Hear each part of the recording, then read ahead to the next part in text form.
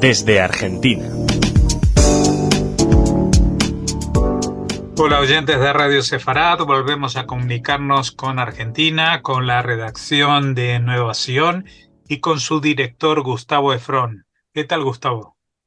Hola Jorge, ¿cómo estás? ¿Cómo están? Muy bien, y sabemos que ustedes están de celebración, o por lo menos una parte de lo que es el sionismo de izquierda, porque se cumplen 110 años de la fundación de Hashomer Hatzair, el movimiento digamos, de las izquierdas sionistas, ¿no? Exacto, se cumplieron 110 años de la Yomer Hatzair en la Argentina. Y bueno, y se hizo un acto, se hizo una recordación, los chicos de la TNUA, vino gente de toda Latinoamérica, por otra parte, al encuentro, que además se hizo una Yombría, que es un encuentro latinoamericano para fomentar y, digamos, y fortalecer la identidad yómbrica, como se le dice, de todos los jóvenes latinoamericanos, ¿no? Y bueno, y es una buena oportunidad para contar algo también, ¿no? De lo que es el Hashomer Hatzair, que es muy conocido, pero también vale la pena refrescarlo o transmitirlo a aquellos que no lo conozcan, ¿no? Claro. Porque bueno, el Hashomer Hatzair, bueno, digamos, el nombre original quiere decir la joven guardia, ¿no? Eh, o la guardia de la juventud, ¿no? También.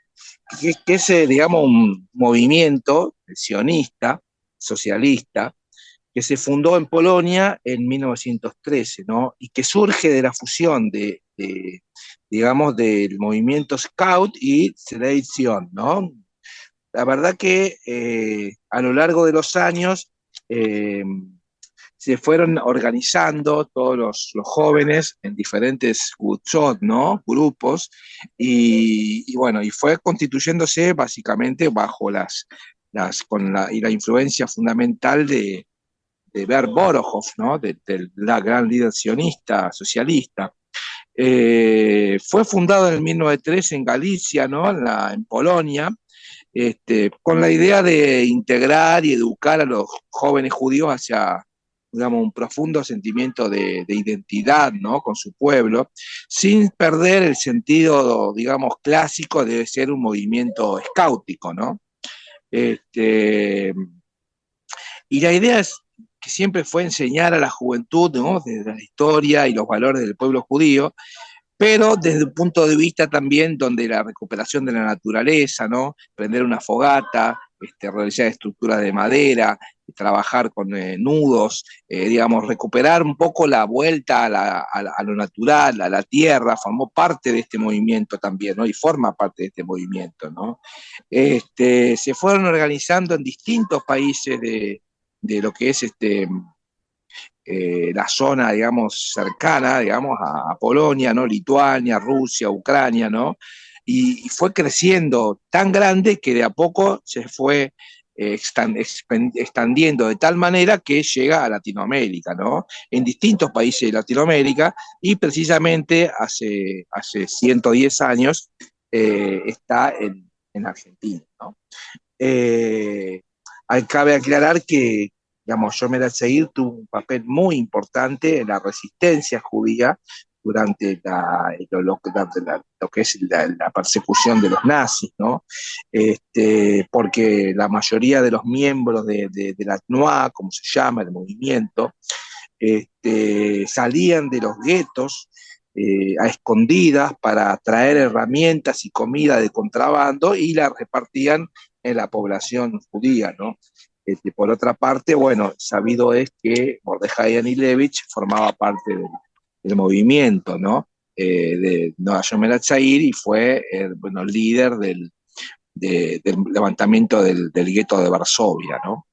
Eh, Incluso, digamos, cuando terminó la Segunda Guerra Mundial, Ayomer tuvo una importante influencia para conseguir que los ingleses otorgaran permisos, ¿no? Para que los judíos puedan entrar en la estancia en Palestina, ¿no? De modo que ha tenido una historia y tiene una historia muy de destacar, ¿no?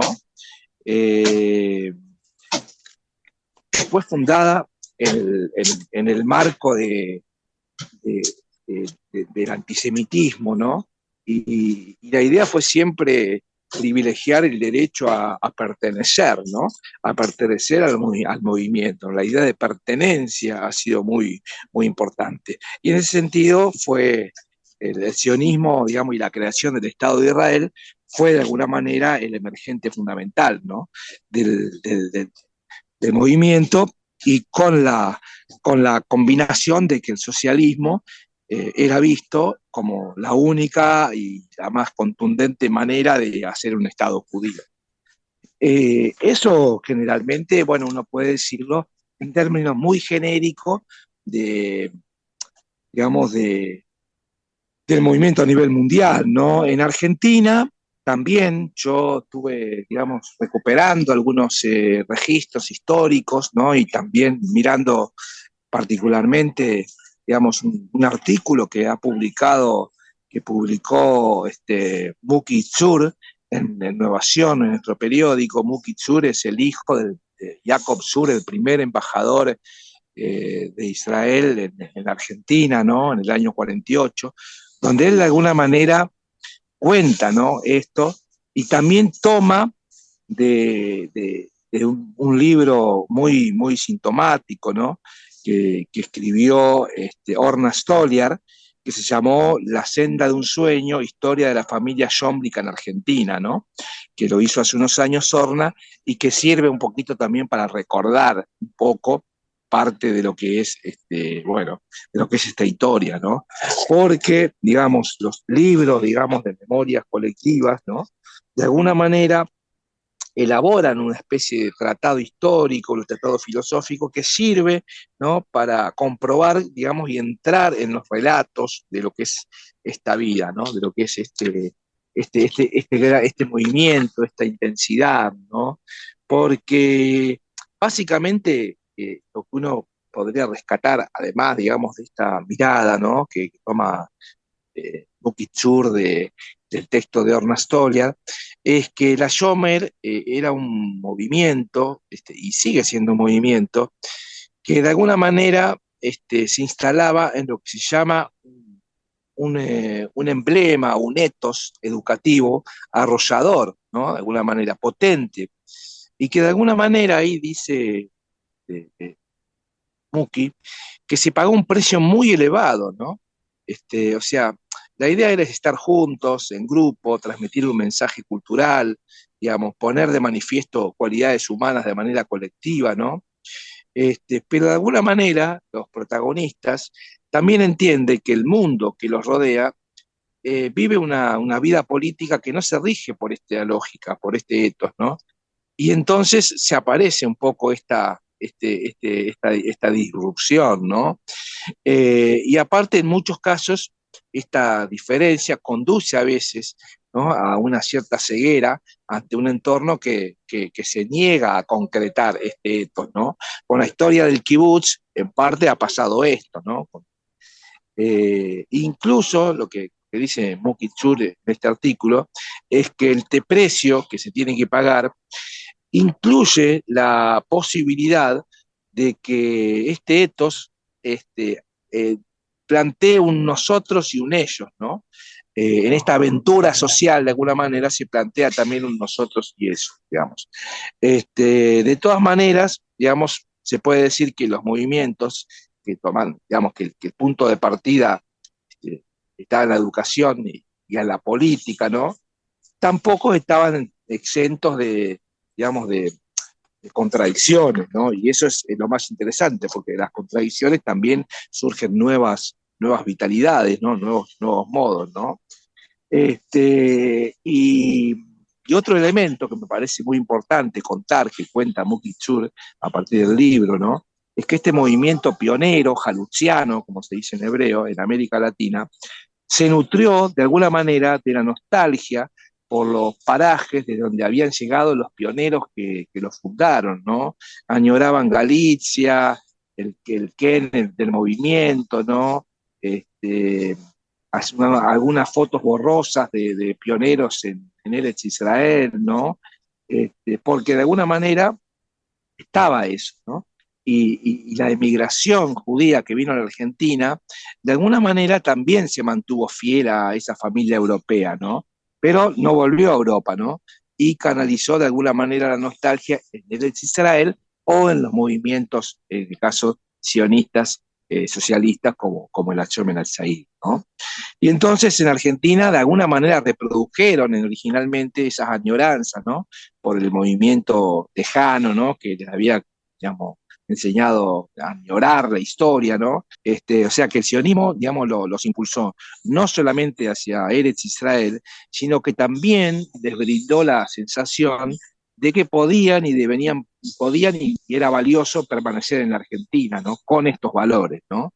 Es decir, que de esta manera el sionismo, con Nayom El-Atzair, abrió una brecha, ¿no? En la concepción del gueto cerrado y en el país de alguna manera los inmigrantes legitimó, ¿no? La pertenencia, también la pertenencia a la Argentina, ¿no?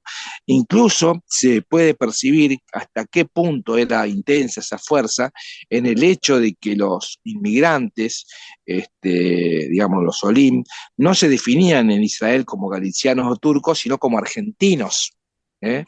Y no solo eso, sino como porteños o cordobeses, ¿no? Es decir, que habían tomado la identidad argentina como propia, ¿no? Este, a veces el movimiento jaluciano educaba para el activismo social en Argentina, más que el club social, ¿no? Que quería preservar a la familia judía, el típico club, ¿no? Por eso muchas veces se hablaba de lo que pasaba en Israel, pero en realidad también se hacía referencia muy fuerte a la realidad argentina, ¿no? Digamos, de alguna manera los shilihim, digamos, los enviados, se dice, que llegaban a Israel, siempre tenían ese problema, ¿no? Cómo rellenar de alguna manera, cómo comprender y cómo trabajar con ese instinto de participación de los miembros del movimiento del sionismo en la Argentina, ¿no? Que de por sí ya es un adelanto, digamos, porque luego de muchos años se llegó a la conclusión de que los movimientos sionistas podían trabajar en América Latina y en los países donde están, creando la identidad en la zona, ¿no? Pero bueno, de alguna manera estos movimientos fueron pioneros en esta idea, ¿no? Ahora, hace poco salió un libro, del cual seguramente hablaremos en otra columna, de Raanan Rein, sobre el tema de los grupos de autodefensa judíos en la década del 60 y 70, que frente al auge del antisemitismo después del caso Eichmann, eh, digamos, jóvenes judíos se agrupaban y se organizaron para defenderse, digamos, y combatir ese antisemitismo, y los movimientos sionistas en general, los Tnot, y en particular la Yom El-Zair, tuvo un rol fundamental dentro de este movimiento, de modo que forma parte de un activismo social importante. Hoy por hoy, en un mundo totalmente transformado, en un mundo, digamos, donde muchas de estas ideas o ideologías están de alguna manera opacadas por otras ideas del individualismo, ¿no? De, de, que surgieron luego de la caída de lo que es la Guerra Fría y demás. Sin embargo, también hay fuertes núcleos judíos, sionistas y socialistas, y jóvenes idealistas que trabajan recuperando la historia y un poco también fomentando los ideales originarios, y a su vez combinándolo con otras nuevas ideas, con nuevos movimientos actuales, ¿no? Como el feminismo, digamos, la conciencia ambiental, ¿no? Desafíos nuevos que también se plantean los jóvenes y las jóvenes de los movimientos de América Latina y particularmente en Argentina. Así que me pareció que era un lindo momento para recordar algo de la historia, pequeñas pinceladas, y revalorizar y comentar la importancia de este movimiento en Argentina. Pues sin duda que es un buen momento y que vale la pena hacerlo, ya que esto configuró la vida de muchos jóvenes judíos argentinos en tiempos pasados, hoy en día quizás tenga menos impacto, como también esta ideología tiene menos impacto en la vida política actual en Israel, desgraciadamente, pero es bueno recordarlo, conocerlo y ahondar en ese conocimiento. Así que te agradecemos que nos hayas ayudado a recorrer este camino y te invitamos, como siempre, a volver a visitarnos dentro de 2 semanas. Muchas gracias, Jorge. Un cariño y un abrazo a toda la audiencia de Radio Sefarad.